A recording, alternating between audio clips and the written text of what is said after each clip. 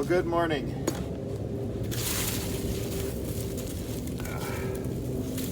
It is that time of year. Things get cleaned out. And already cleaned out the melon beds in another video. If you hadn't seen that yet, go check it out. If you don't know, my name is Bowtie. Some people call me Bowtie Dave. And this channel, mostly about gardening. Sometimes we find rabbit holes as well. But I am out here looking at the blackberry trellis. Also, in case you didn't know, we live between a couple of air bases, a couple of airports, and actually I have forgotten to mention up to this point, a heliport. So there's a lot of air traffic today for some reason. And you can hear a dog barking in the distance. There is a lot growing in here.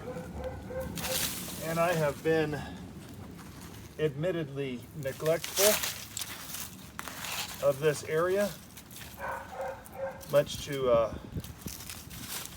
Mrs. Bowtie's disappointment, I think. We've discussed cleaning this out a few times, and obviously it hadn't happened. The challenge here is not pulling my blackberries out.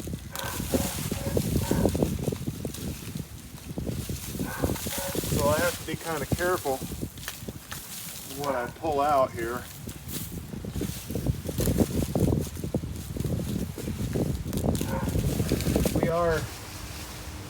This year we've grown over 90 cultivars of over 45 different crops. You can see a pretty exhaustive list on our website, bowtielife.me. There's a page that just has a Excel spreadsheet on it, listing all the things we've been growing. Most of this stuff I'm pulling is grasses.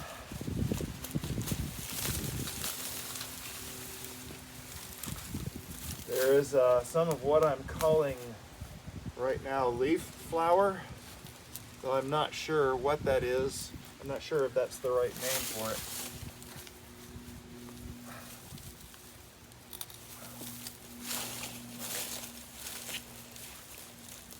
We did start off this area with cardboard underneath in the hopes of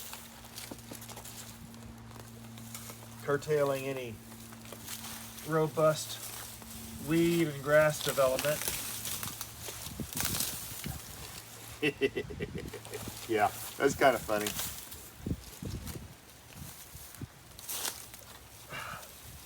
Number one, I didn't use enough cardboard. Number two, I used a lot of small boxes, so there was a lot of cracks and crevices between the boxes for weeds to come up through. So my plan had a lot of weaknesses.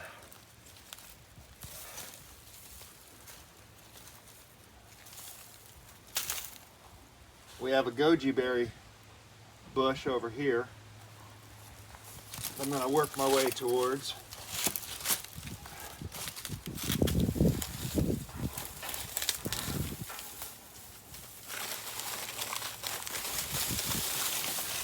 That's very satisfying.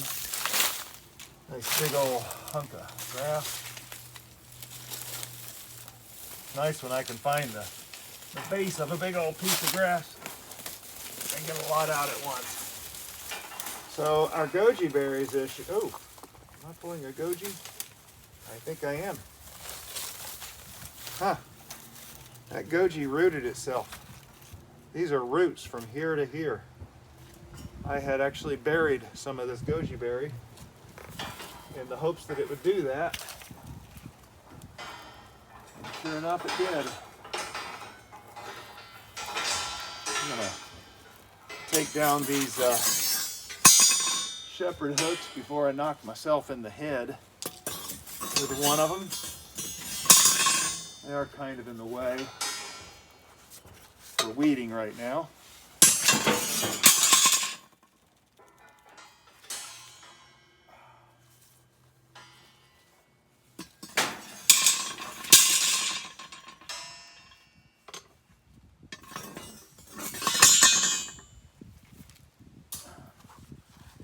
Last thing I need to do is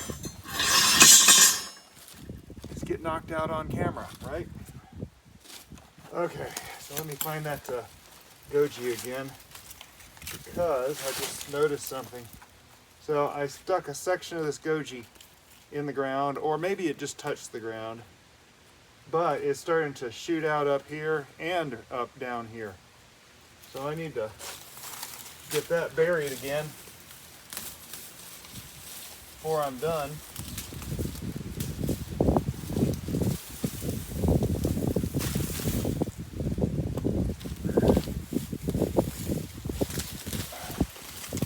I need to be a little more careful of what I'm pulling up though, because that could have been disastrous.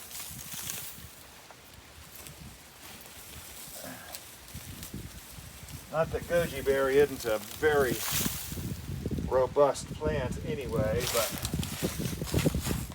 so there's the edge of my brick. Those weeds were growing about a foot into the patio area.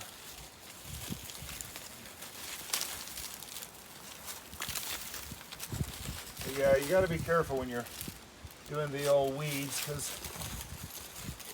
something like goji berry is hard to pick out. If I wait much longer, it won't have leaves on it to be able to identify it. So yeah, I got to be careful. I see some of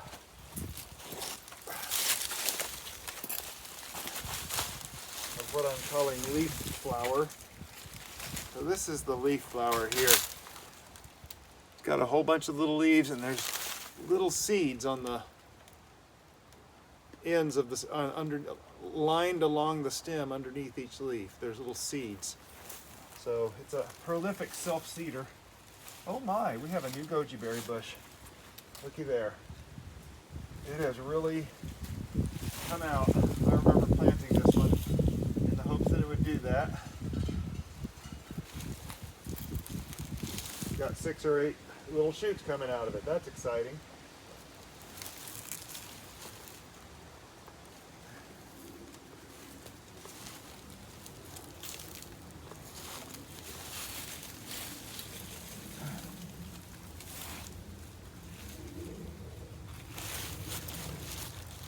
More of this thing I'm calling leaf flower. I gotta find out what this is.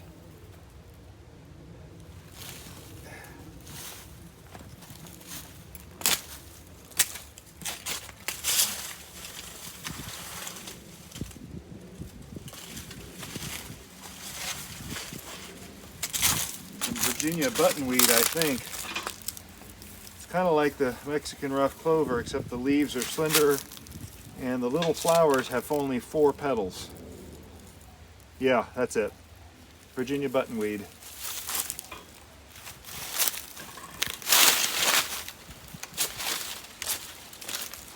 Well, that's a start.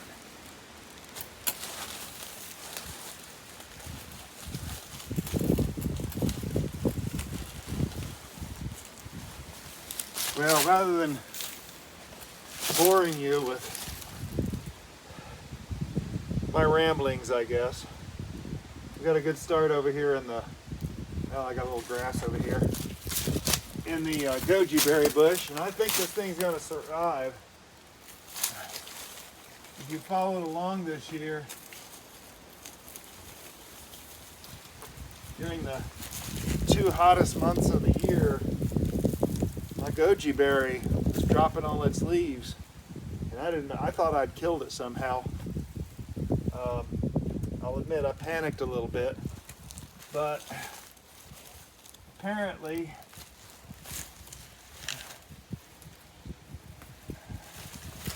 the goji berry will put itself in a preservation mode, drop its leaves and save its energy, because when the weather cooled, it started to come out with leaves again. It even got fruit on it. And kind of anxious to see if it's going to get fruit on it now.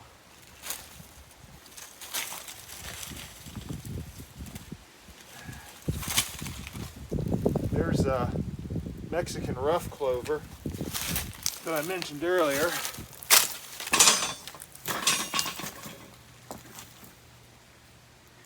You see the little flowers have 5 or 6 petals on them. We get a lot of this. Grows in little clumps. Has a pretty deep root. We get a lot of that here. So yeah, I'm gonna have to work my way through here. Got about 18 feet of blackberries to pick through and try to only get grass. So some of these, in fact, let me move the camera a little bit. Some of these blackberries are second-year canes. You can see these woody canes right here. These are second year, and they're going to be cut out. They're going to grow new ones from the bottom this year, and I didn't have very many new ones grow for me, simply because, well, I didn't keep it very groomed, I'll admit.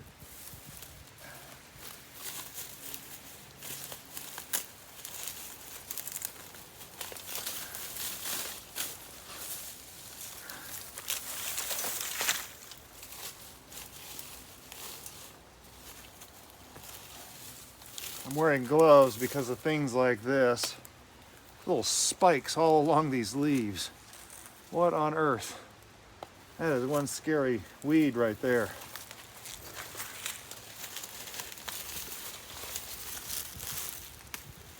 But anyway, so blackberries have primacanes and floricanes. The primacanes are what grow the first year. And they may produce some blackberries, maybe. Then the floricanes come the second year, and they're the ones that definitely produce blackberries.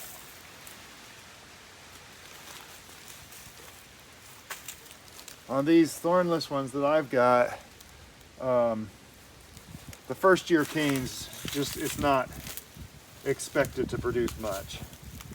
But on the other side, the ones I planted were just ones I found around, so they're newly transplanted into this row, and I wasn't expecting a lot. Though we got, I don't know, probably a quart of blackberries, so it wasn't terrible.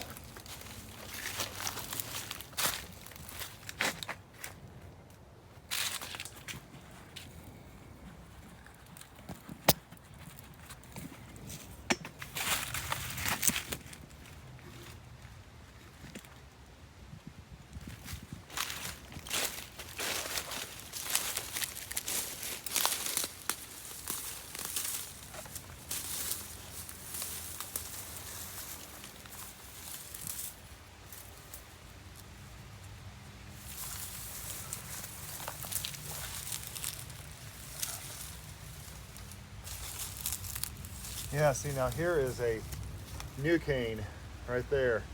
It's all green. Gonna be setting that one aside and tying it up to the trellis before I'm done here. And these old ones, these old spent ones, will get cut out. But yeah, you don't want to hear me rambling on here. I'm gonna get right to work, and hopefully we can find at least a few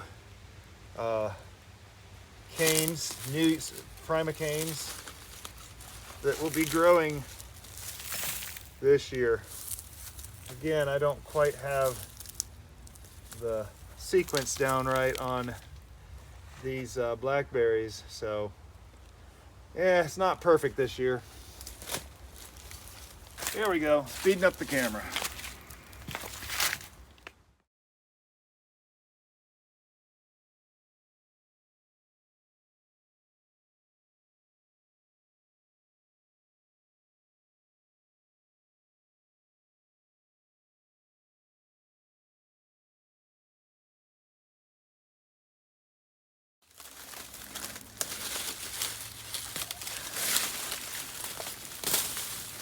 I don't know about you, but I find it very satisfying to get some major clearing done in here like this. I'll be honest, I've never been much for weeding, as evidenced by this mess. But the cleared product looks really promising to me.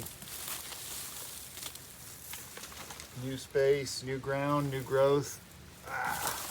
In fact, I'm finding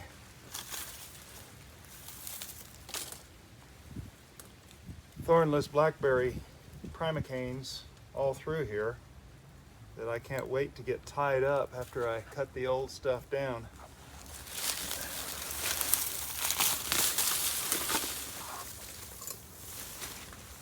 Some of this grass I'm just pulling, I'm not quite getting the roots out.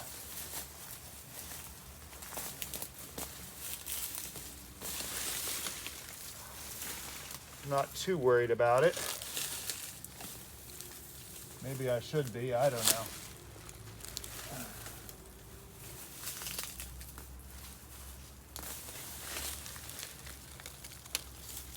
Right now my biggest concern is not pulling up any of my blackberries. Reach down and grab a big old handful.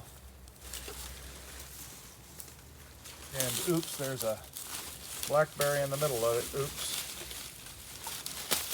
That's not as satisfying.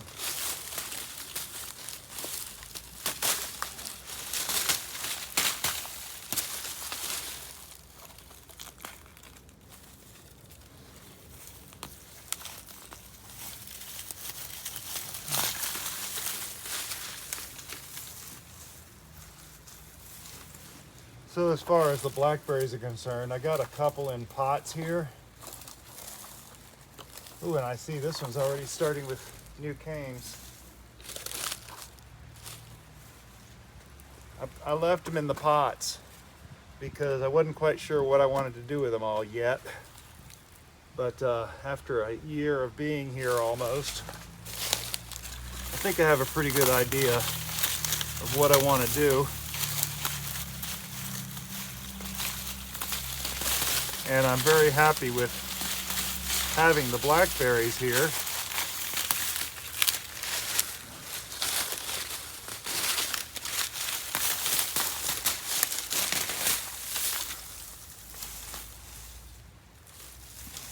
One thing I was concerned about was the proximity to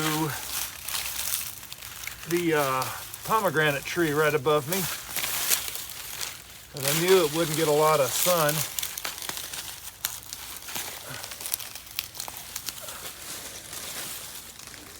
On this side, I was a little worried that it wouldn't have good development, and it didn't.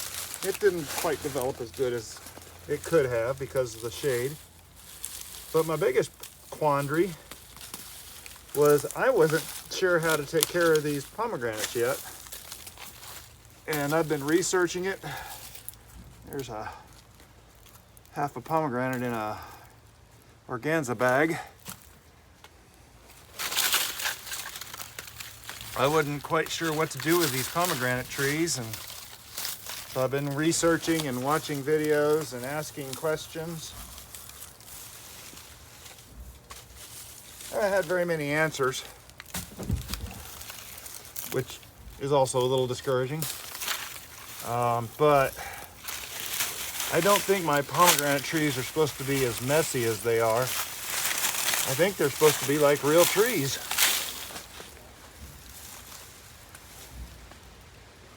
So I've got all these pomegranate trees, as far as I can tell, have been allowed to go wild with all kinds of suckers growing around the base, which gives them that kind of wild look and not so conducive to what I want to achieve in my garden. It's cool. I mean, it's fine. We got a lot of pomegranates this year. In fact, I still haven't harvested very many, but will be.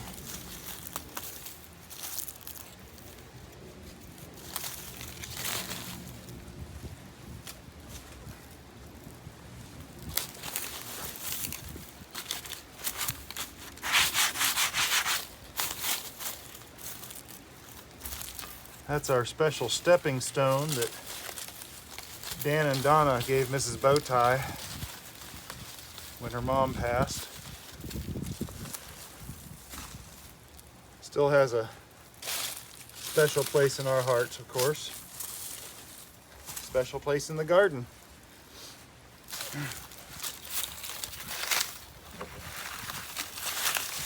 Anyway.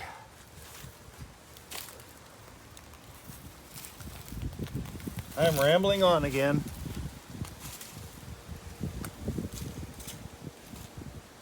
Let's speed up the camera one more time.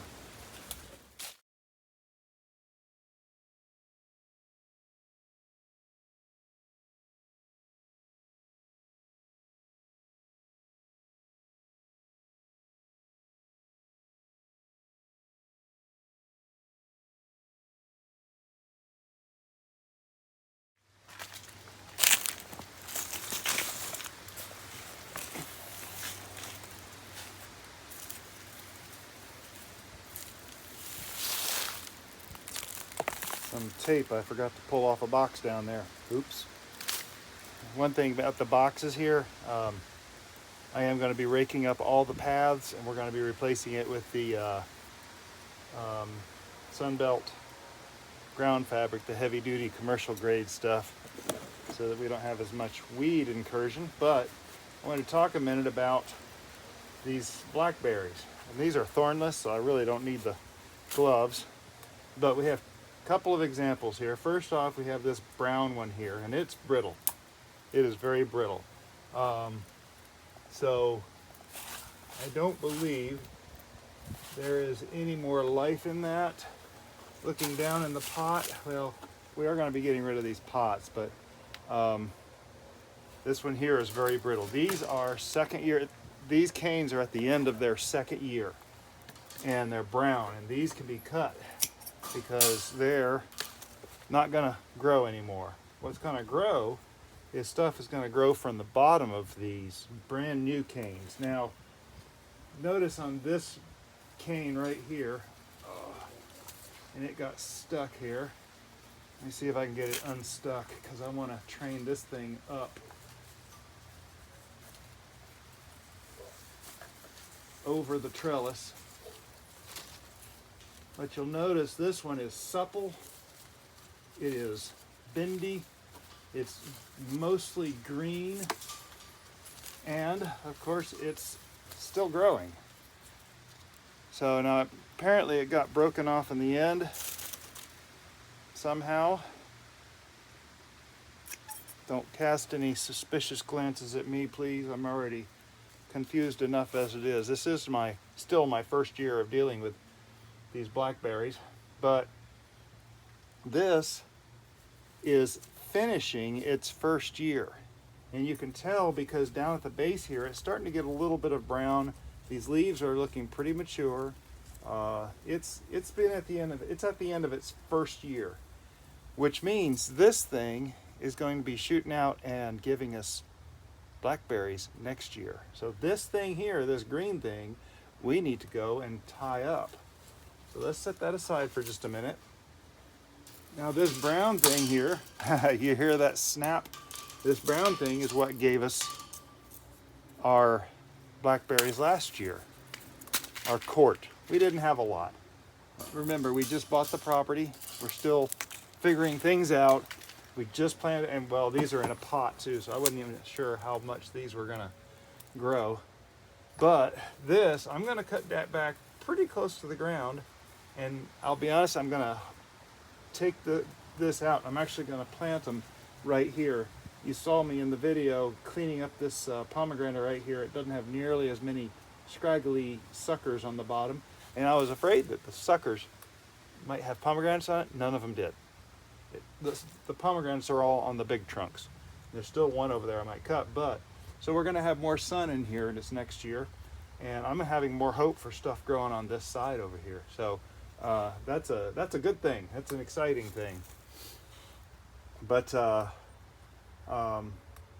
this one here, we're gonna cut down here at the bottom, and I'm gonna leave the crown down there, which is the part that where the plant comes out of the ground. I'm gonna leave the crown down there so I know where it is, and I'll dig that up and put it somewhere in the hopes that it grows something. It may not. In all reality, it may be a fool's errand, but I'm gonna try. And this one here, I'm also going to replant. In fact, since we got this so cleaned up, why don't we just replant these things? I thought I was gonna go and grab a shovel, but I forgot I have my handy dandy trowel right here on the kneeling bench. Okay, so got a nice clear area right here, and I like this. There's a 4x4 post sticking up out of the ground, and it was from the previous owner. I think he may have used it for his exercises, but it's fine where it is. It's actually in cement, so I'm going to actually plant this green thing right here, close to the trellis as possible, a little bit out. I'm about, I don't know, 5-6 inches out, and I'm going to grab as much of that root ball as possible. There's a few roots down here, probably most likely from the pomegranate. But I've got a hole here, you know, about so deep and fairly wide. So I'm going to try to match that with this root ball over here. Hopefully I can get enough of this root ball that it'll be fine. Now, blackberries apparently are very robust. So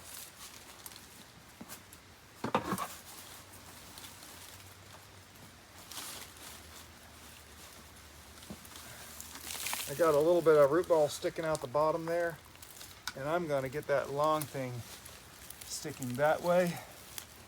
And these things create roots everywhere, so it doesn't matter if I bury it deep or not, it'll create more roots. And this is the cool thing about these. I can just take this section here and bury it like that goji over there, and it'll root up and become a plant on its own. And the leaves will actually turn the other way.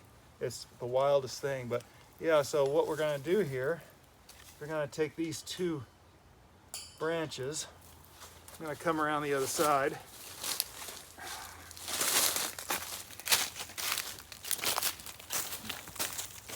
I am kind of anxious to get rid of these big pots if I can figure out where I want these things to go. So I've got a box with jute twine on the other side and Sisal twine on this end, but I'm going to use the jute twine. In my experience, the jute doesn't seem quite as strong as the Sisal twine in the long run. This is not going to be supporting a lot of weight. It's just going to loosely hold it to the trellis for direction only, so it's not like we're going to be carrying a lot of weight. I use the Sisal twine when I'm stringing up my tomato plants that grow 30 feet long. So Anyway, I'm gonna fish this through here, and we're gonna come up here. So somewhere along here, I've got a really good leaf structure here that I think I'm gonna tie now. You don't want to tie this tight because this thing's gonna get big. Remember that one we cut off a minute ago? You know, size of a large pencil.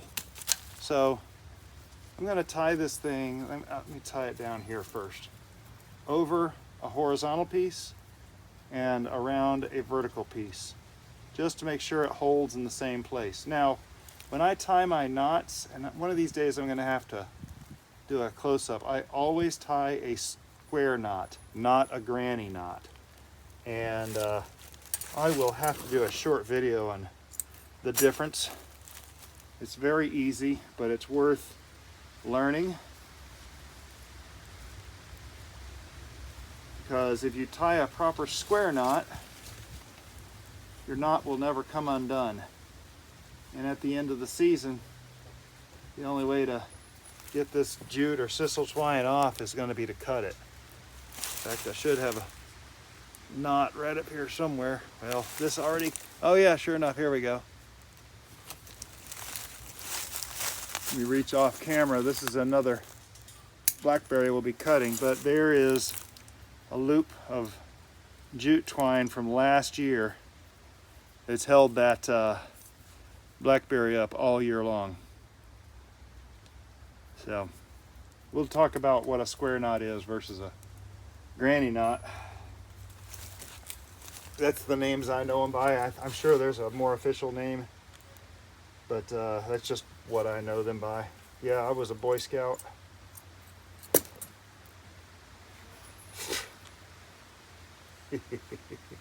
Really, I was, I promise you. So see here, I'm going kind of diagonally across that cross, so it's holding both a vertical and a horizontal, so it'll stay in one place. If you just tie the vertical, that thing might go back and forth and not end up in the right place.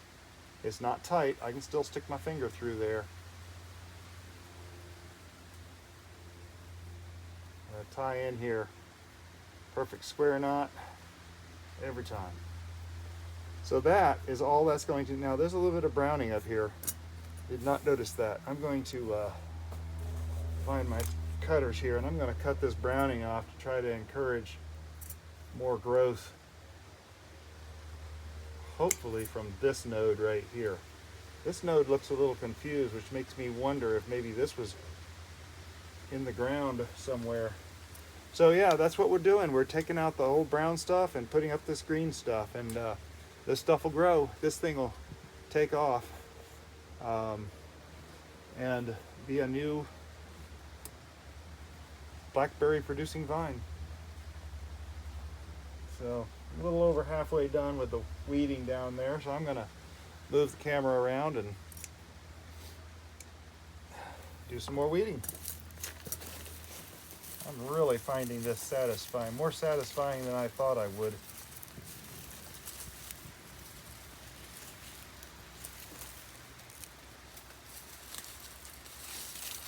I went to a very good massage therapist yesterday, and over at Family and Friends Massage Spa here in Destin, and oh, they took good care of me. I couldn't barely move yesterday. I couldn't have done all this yesterday. I'm just trying to keep a little moving around today, try to work out any extra kinks. But yeah, this looks a lot better, a lot clearer. I like what how that pomegranate is coming out. Let me come around the other end down here and see if we can clean up another round of pomegranate and weeds.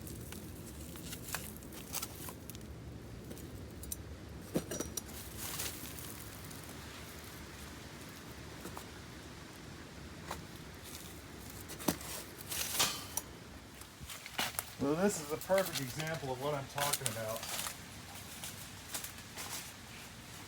There's just too much going on with this pomegranate tree right here. And after cleaning up that other one over there, I am very encouraged to do it again. So this one is a much bigger mess.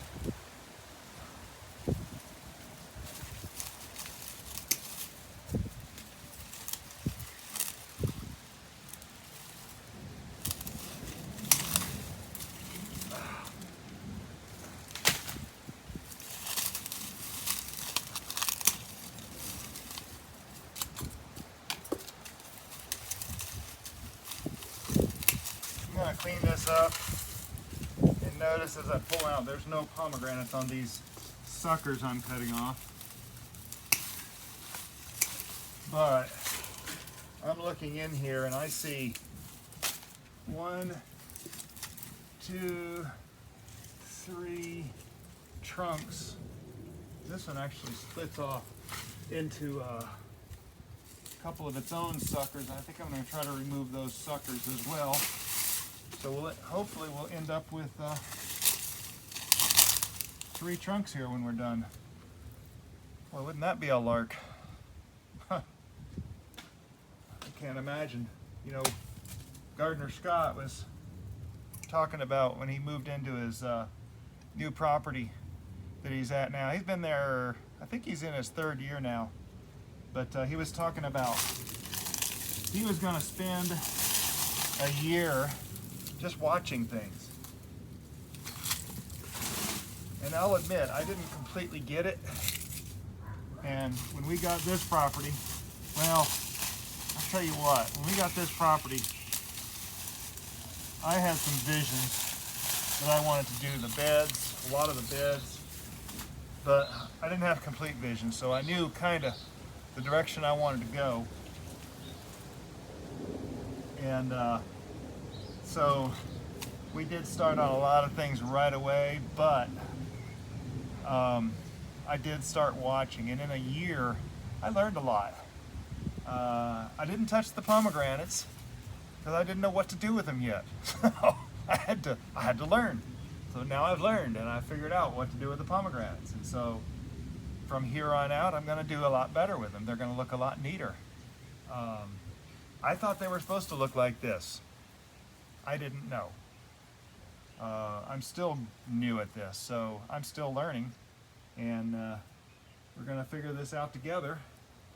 And y'all are more than welcome to join along with me as we do this, but I'm kind of anxious to see that there are no pomegranates on any of these suckers, and that's what these are. This is the main trunk here.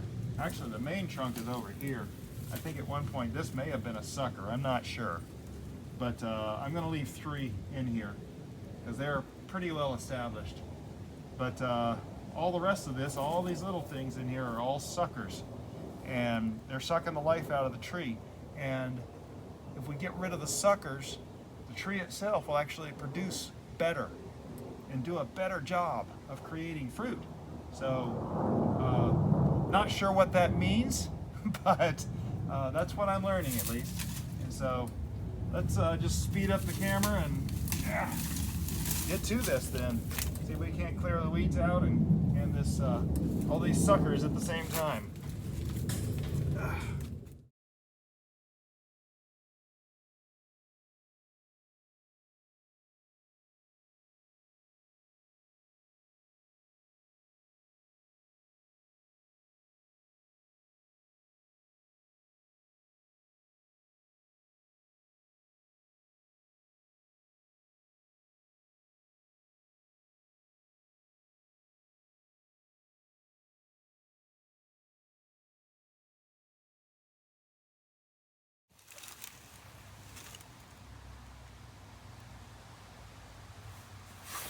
Well, that is definitely a much prettier tree. I am very pleased with how that looks. I did want to say a couple of things about pruning trees that I've learned, and this is just what I've learned over the past few years. And I watch Millennial Gardener and Edge of Nowhere Farms. Trying to think, there's another one that covers this kind of stuff about pruning trees a lot. But I have right here what is called bypass cutters. It's where the blade bypasses the anvil. Okay, so that is a bypass, and what happens there is when you're cutting a branch, and let's say this is a branch off a tree, and let's say my arm is the tree, so this is the live wood, and we're going to cut this off. When we cut this off like this, the anvil side is going to crush the tree. So you don't want that anvil side facing the tree. you want that anvil side facing away from the tree. See how it's pointing toward the house, which is your left. And the only thing going through the good wood is going to be the blade, the sharp blade at that. And it doesn't destroy the wood here that's going to be part of the tree. Now that's very important to have a bypass cutters when you're trimming live trees. Now I have here an anvil cutter, anvil loppers, and you'll notice, you see it has an anvil and the blade hits the anvil. This will actually crush the tree, crush the branch and destroy the end of the branch, making it fray and actually causing it to die, which is not a good thing. This is not the kind of blade you want to be pruning live trees with. If you're cutting out dead brush, this works. But if you're wanting to prune trees, you don't want this. You want to get the loppers that have a bypass. I like the kind that have the two blades. I don't have one right now. It disappeared a bunch of years ago, and I have yet to find it. Now, the third option, which I think is very useful, is a nice little saw. And this is a tree saw that I got this. This is I think this is probably, yeah, Ace Hardware brand. I've had this a couple of years now and has done me very good in a lot of situations. I've trimmed a lot of trees. I've actually cut through some pretty big branches, almost as big as my leg with this thing. It takes a little effort. But the nice thing about this, because the blades, there's a thickness to this, and there's one blade on this side, one blade on this, one tooth on each side, it chews up the wood, and what it does is it actually eats out a centerpiece of the branch you're cutting without crushing the live wood on the side you want. So this is very handy, very useful, and you notice I used it on a few of these down here that were just too big for my little hand loppers, my little hand trimmers, and I don't have a lopper right now, so this was my tool of choice. And then another thing, as far as where to cut, you want to be sure, let me see if I can get a good branch out here.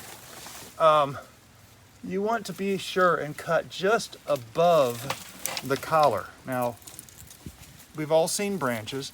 This little area where it gets wide down here and gets a little rougher, that's the collar of the branch. So, when you're cutting something like this, let me get my hand trimmers here. When you're cutting this, and we want to cut this branch off, actually I'm going to cut this branch off first. Number one, anvil has to go away from the tree, and you want to cut it down fairly close. Try not to cut the collar itself. The reason why is the collar is the tree's ability to grow over that cut, that fresh cut. And eventually that collar will grow over, heal itself, and it'll do other things that it needs to.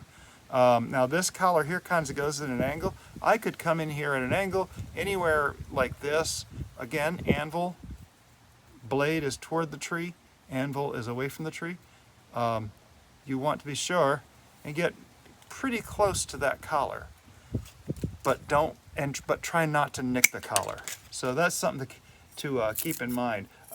Just as you're going along, you want to be sure, keep that anvil away, and you're going to find yourself, if you do it right, you're going to find yourself holding those at the right angle every single time. So anyway, that's a little bit about cutting branches off. And this is nothing earth-shattering. It's stuff that I didn't know. In fact, as far as the bypass thing, I learned last year. I've been using these anvil loppers for, well, no, year before last I learned it. I've been using these anvil loppers. I've had those things for 10, 15 years, but I've been primarily using them to cut out dead brush. So it's not like was in too much trouble, but I did trim some trees with it, and I should not have. I should have had a good lopper with a bypass blade, or used a saw, which I did. I do use a chainsaw a lot. I have a log mill, and chainsaw comes naturally with that. But anyway, so that's a little bit about weeding and trimming the pomegranates down, and we've got, I think we've got 10 pomegranate trees, and I'm going to be cleaning them all up. So keep an eye out if you haven't already seen the video tour for October. Hopefully I will have gotten a few more trees cleaned up by then, and you'll be able to have a good example of what I'm trying to accomplish with cleaning up these trees. I'll admit, these two trees look so much better. I can't get over it. They look great. And the weeding around here is well underway.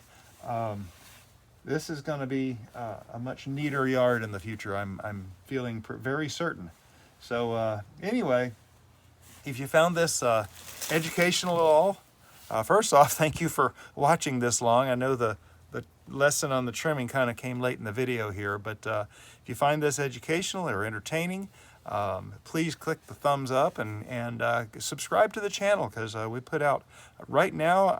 It's October of 2022, and I'm trying to do 2 videos a week, and we'll see how long I can keep that up here through the winter. But we got a lot of projects coming up that we're going to be working on, so hopefully we'll have plenty of content for videos.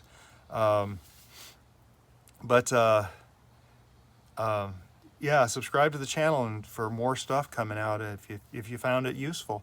But we always we talk a lot about gardening, and sometimes we talk about other things in life. But all that being said, appreciate you coming by, appreciate you watching this video, and comment below if you have any questions or comments.